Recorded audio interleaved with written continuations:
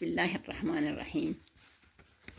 ዛሬ ይዤላችሁ የቀረብኩት ቁርአንን ቤት ውስጥ እንዴት ተምረን ማንበብ እንችላለን የሚለውን ነው።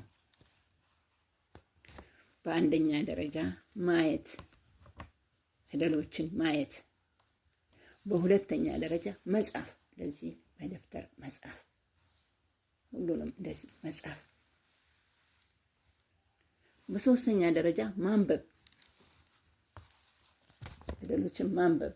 አሊፍ፣ ባ፣ ታ፣ ሳ፣ ጂም፣ ሀ፣ ኻ፣ ዳል፣ ዛል፣ ራ፣ ዘይ፣ ሲን፣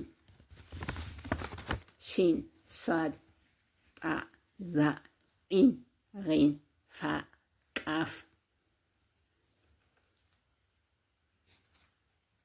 ካፍ፣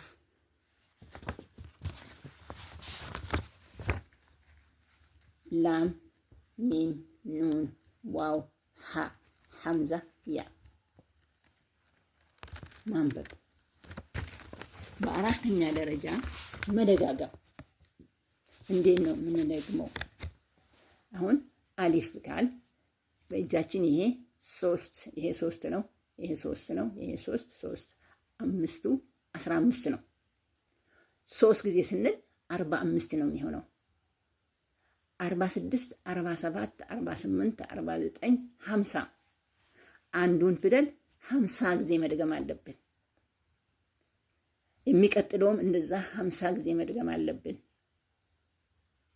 ለቁርአን በ24 ሰዓት 1 ሰዓት መስጠት አለብን። አሁን ለምሳሌ እኔ ለቁርአን በቀን 3 ሰዓት ነው የሚሰጠው። ጠዋት 11 ሰዓት እስከ 12 ሰዓት፣ 7 ሰዓት እስከ 8 ሰዓት፣ ማታ ከመርኺብ እስከ ኢሻኢ 1 ሰዓት ማለት ነው። 3 ሰዓት ነው የምሰጠው። እስቲ እናንተ 1 ሰዓት ስጡት። 1 ሰዓት ስሰጡት ትማራላችሁ ማለት ነው።